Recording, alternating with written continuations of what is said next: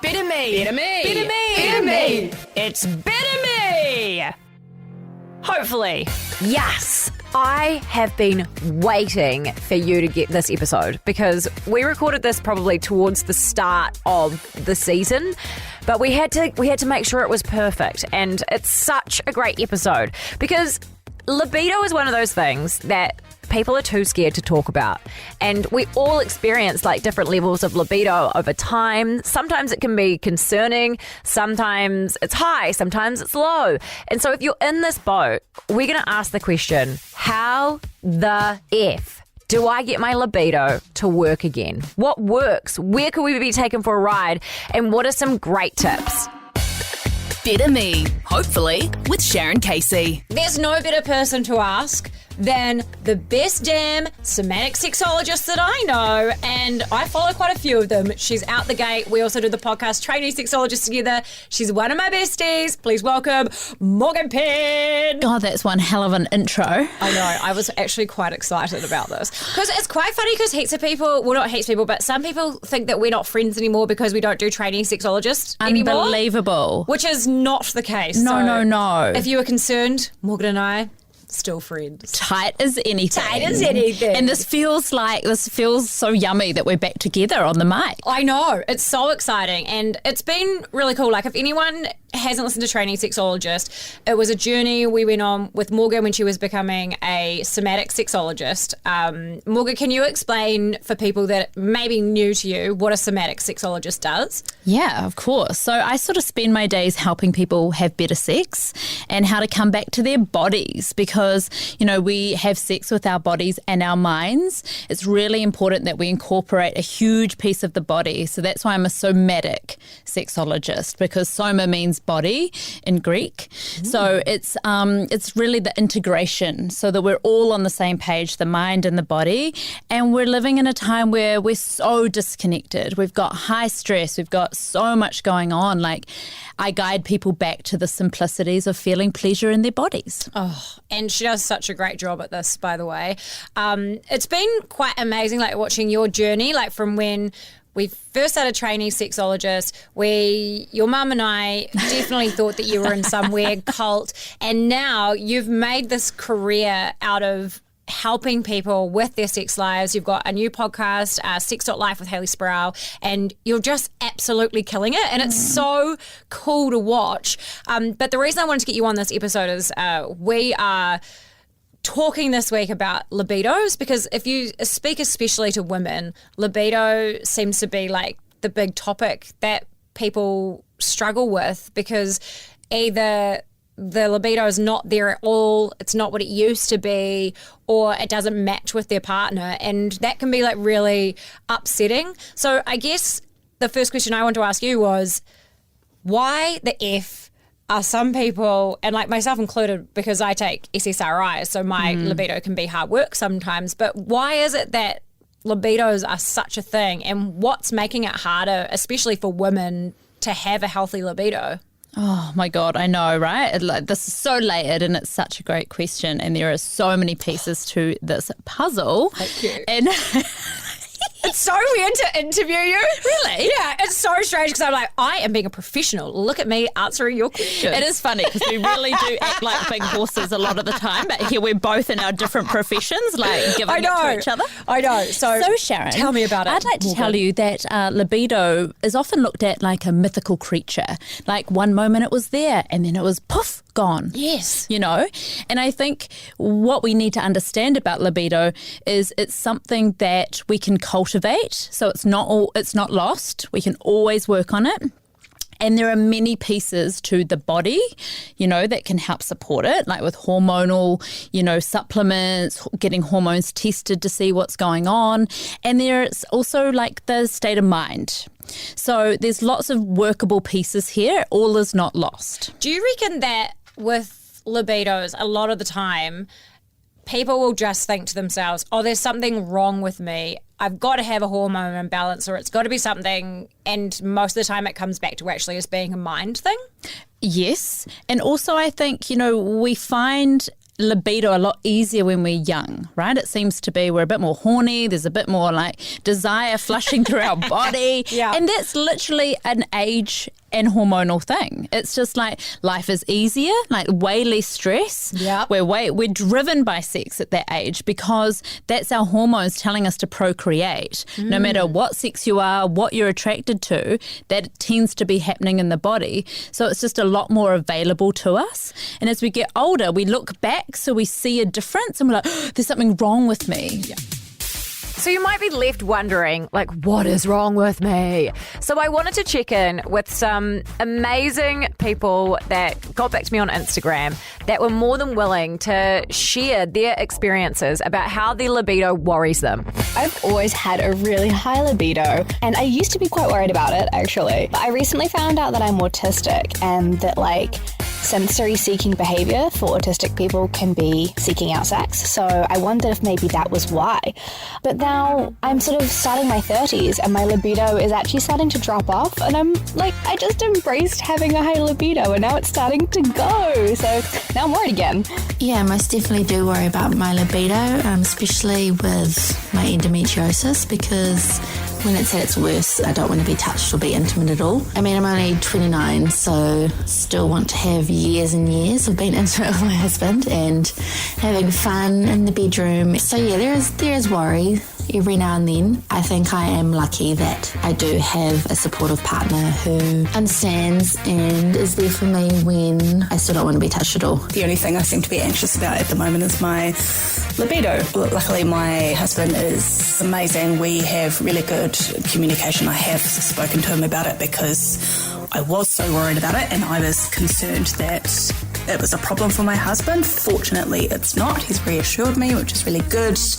We are looking at other ways to increase my libido. I talked about supplements the other day.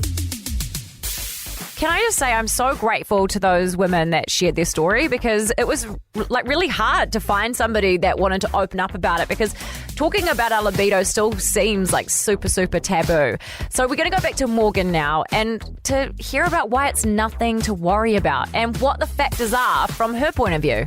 It's literally like age, hormones, life factors, stress factors, all the context around. If you're getting less sleep because you've got babies, like there's so many things that go into it. It's an interesting thing too, because like it's something I'm definitely guilty of, where you'd be like, oh, we should probably have sex tonight, but then you're like, oh, I'm too tired. And you're both like, oh, I'm too tired tonight. But then you spend half an hour like doom scrolling on like TikTok and Instagram when you could, because like most of the time you're just like, all right, let's do this. Like it's not because you don't, it's not like you're forcing yourself, but you're just like making the effort to like have that connection with your partner. Yes. And then afterwards you're like, well, that was better than Instagram. Like, what was I thinking? Yes, I know. And that's such a good thing to remember in these times, because it feels like it just reeks of effort. Yeah. But really what's going to get you through those moments is willingness. Like the willingness to show up, or the willingness to attempt to connect in that way, right?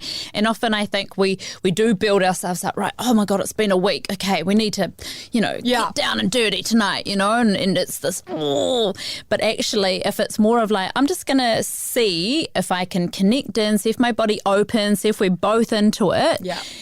Then it's a lot easier for the physiological response of the body to come online and be like, oh, actually, that's feeling quite good. I could definitely mount that horse tonight. Oh, yeah. Do you think there's also merit in saying that people that keep their phones next to their bed are having less sex?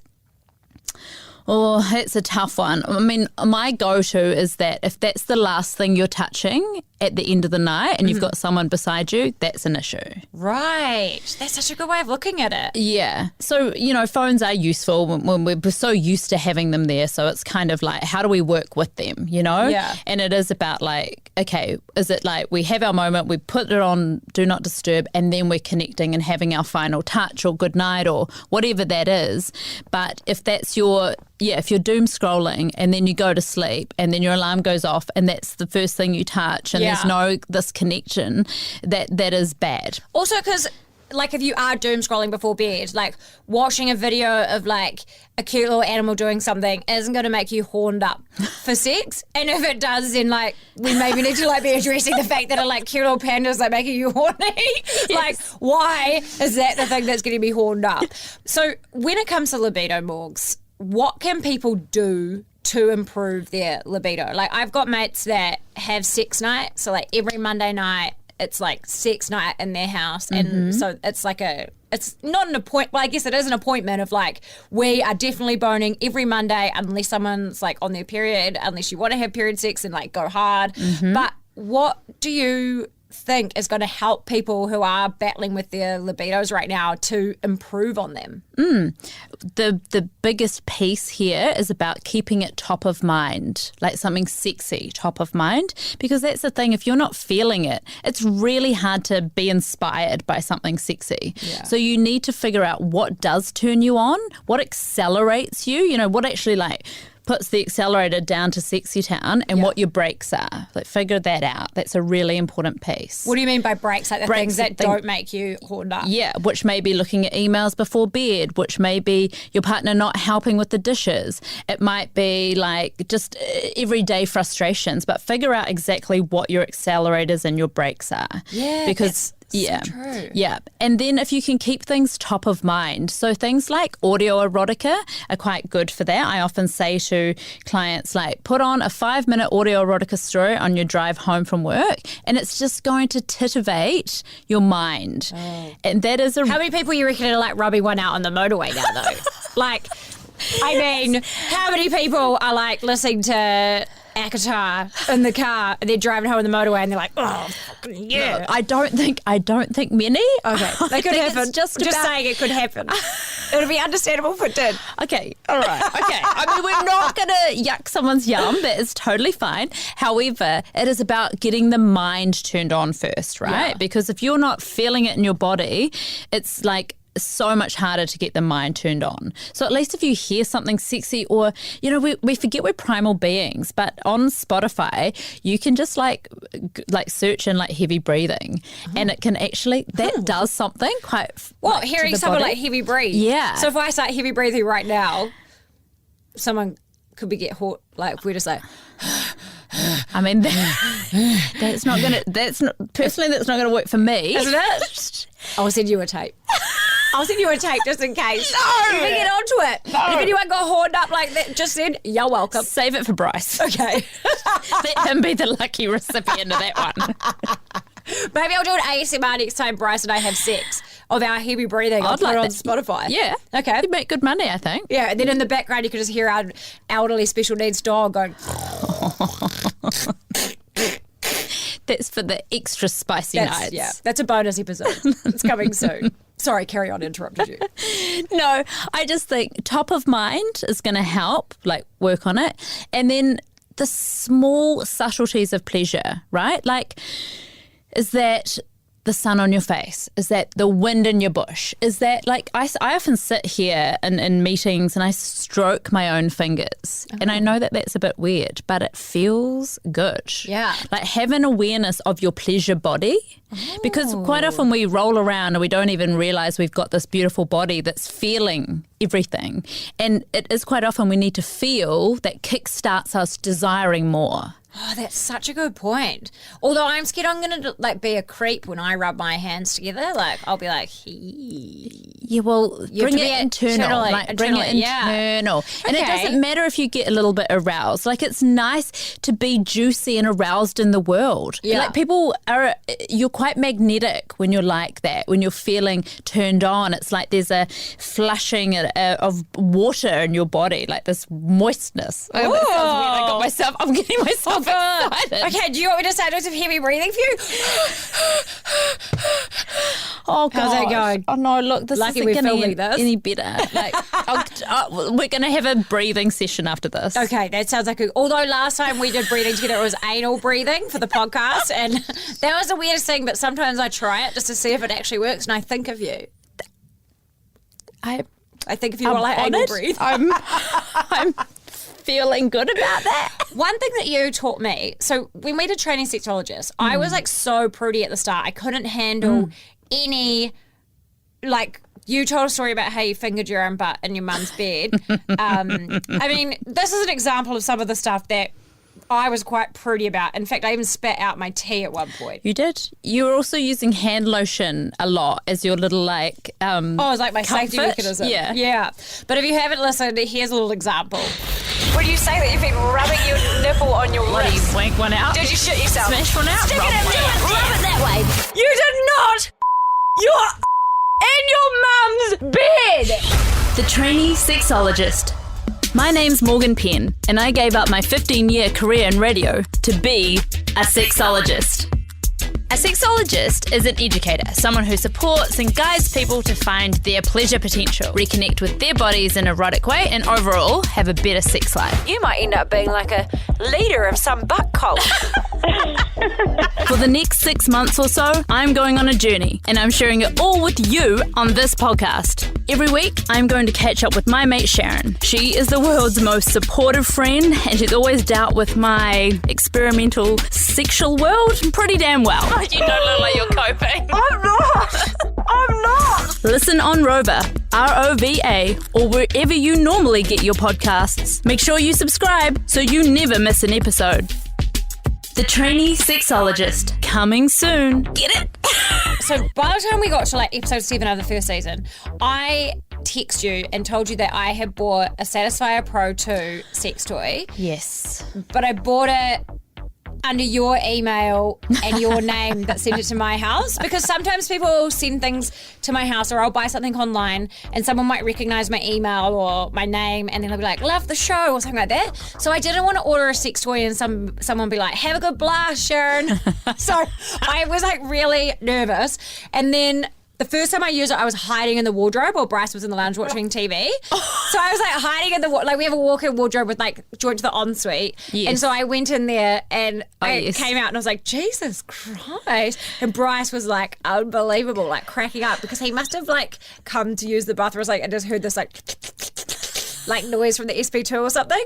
But then he like then you said to me, okay, so now, like, to help your libido, because I just started taking sertraline, the SSRI, Yes. which can affect your libido. Yes. And you were like, every morning before Tyson, my older son, because we only had one at that point, every morning before he gets up, have a blast on your SP2. Like, every morning start your day with an orgasm. Yeah. And I reckon that was like, I remember using the word like sexual awakening or something.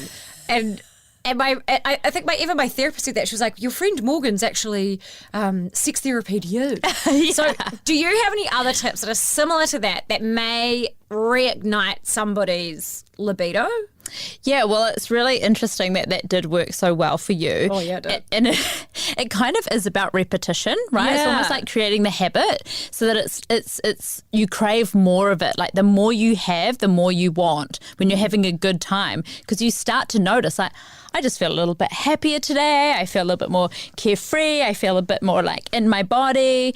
And it's not hard, if you can find a pathway that works for you, like an SB2, like, I mean, that's a quick orgasm. Yeah. We're talking like 3 minutes for you, eh? Oh, under 5. Under 5. Under Okay. 5, Okay. yeah. But when you've got 2 kids, you've got to just get it when you can, I don't have time to sit there and really work it out, No, exactly.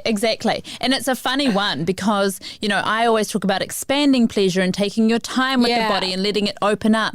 But if you've got a tool like that is going to take you to Pleasure Town that quickly and you're a time poor person, great. It's better that you're having an orgasm or having pleasure than not at all, Yeah. And so I just think it's about showing up.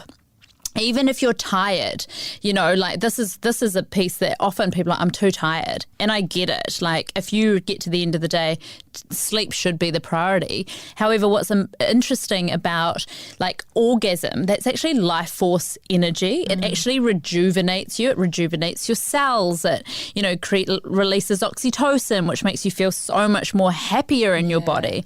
So if you're feeling really tired, like start and see. But yeah, like I said to you, go in the mornings because I can't do that now because my 2-year-old bursts in. He's not like confined to a cot like Tyson was at that point. So he just like bounds into my room. So it's not really a risk I can take at the moment. I think the risk is worth it, you know?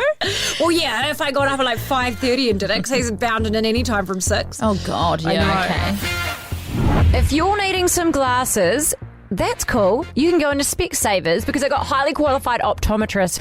Actually, I'm going to ring my mum, Mary Ellen, right now because my mum, without even knowing it, is the number one Specsavers influencer. She always gets her glasses from Specsavers and she loves to tell me about every step of the journey. Hello. Hi, Mum. It's me. You're on my new podcast. Oh, what's your new podcast? Well, I'll fill you in about that later, but it's sponsored by Specsavers, and I was just saying that you're the number one Specsavers influencer because you always get your glasses from there. So could you just tell me what your favourite things about Specsavers? Favourite things about Specsavers? Service. They look after you. They're brilliant. Good price. Yeah. I go in there and I feel like they're looking after me. Oh. And what's best for me. Oh. And the extra thing that was added last time, because as you know, I'm old, they actually now added into the hearing test, which I thought eyes and ears was brilliant. Oh, well, listen to her. Yeah, so yes, I am the number one fan. I haven't struck a Specsavers that I haven't been looked after. Oh, Mum, thank you very much for the feedback.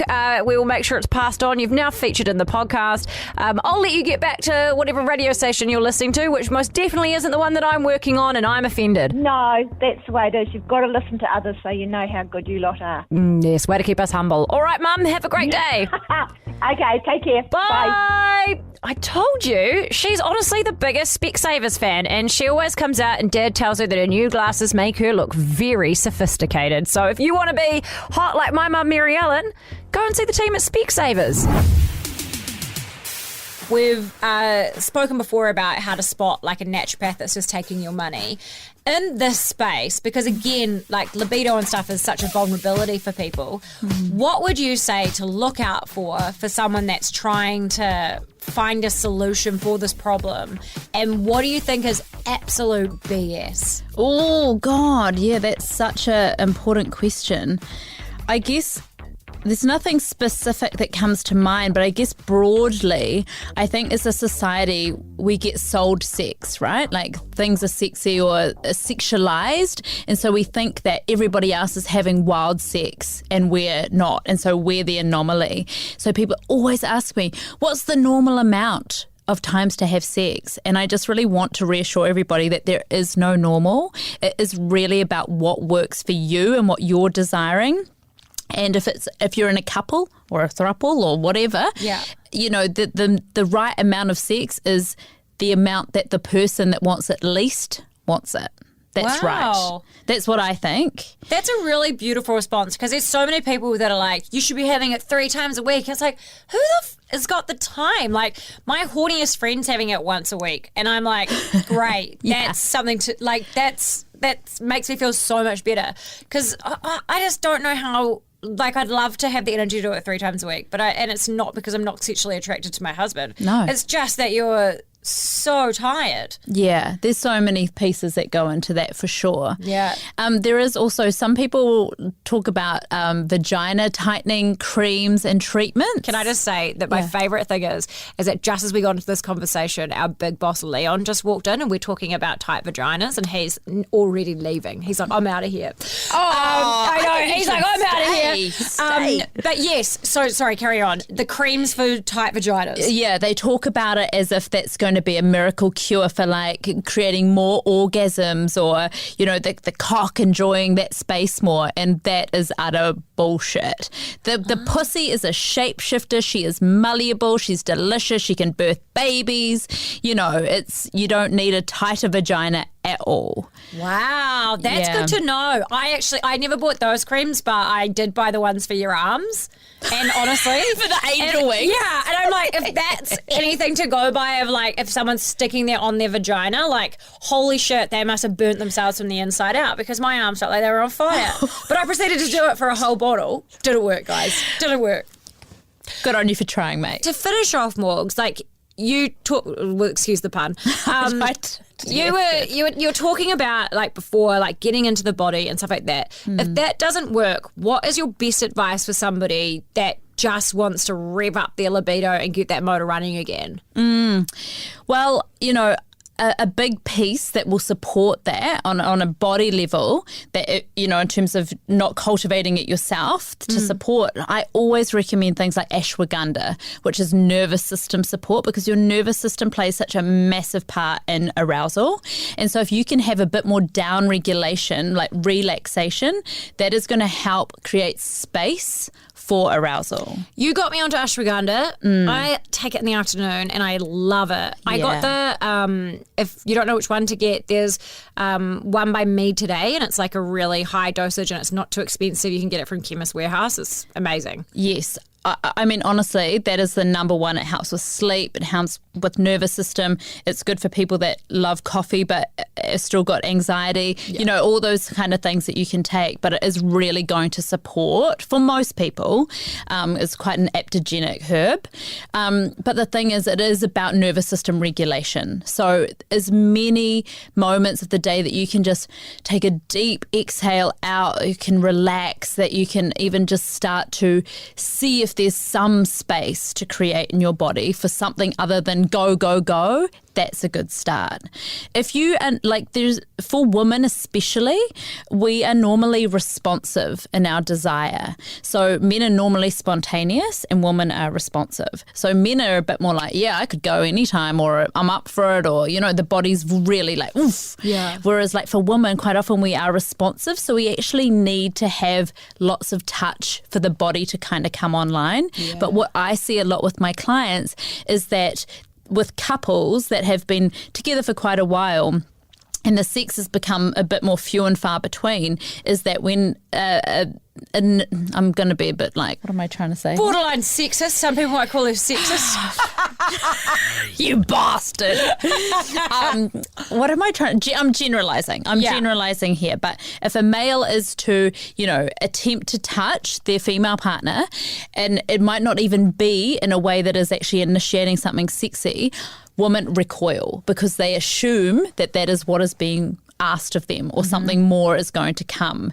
And actually what we need to do is to really have lots of yummy, melty touches that lead to nothing, so that then it's a really easy bridge into something sexy at different times. So that the response can actually be on in a really open way. We've talked about this a lot.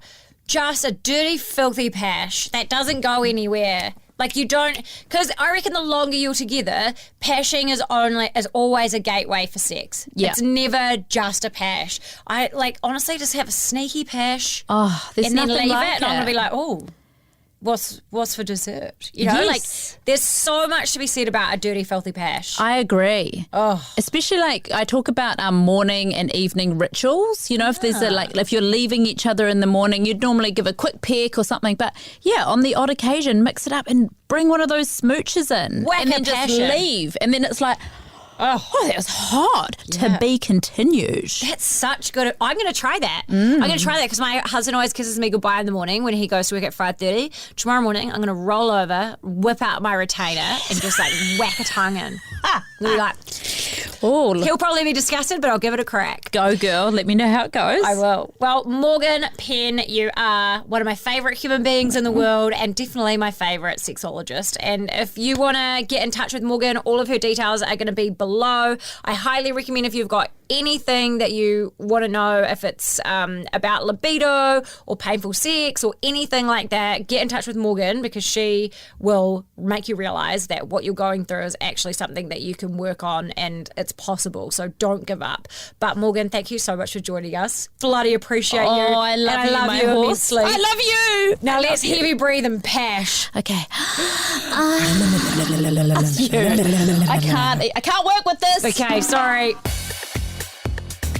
Morgan is just the best. Honestly, I remember the moment that she told me that she wanted to study this line of work and become a somatic sexologist, and it just made so much sense. And seeing the incredible work that she's done since being a certified sexologist has honestly as a friend, I couldn't be more proud of her, and she's just such a great person to talk to. So if you want to have more chat with Morgan, book an appointment or follow her, you can check it out in the show notes for the podcast, and everything is there. But I couldn't recommend her enough. On that note, good luck everybody with putting the accelerator down to go to Sexy Town. Next episode, it's a big question. Why, as women, do we feel so guilty for putting ourselves first? My guest is the brilliant Sarah Reed. She's a health coach and wellness advocate that has studied this exact topic.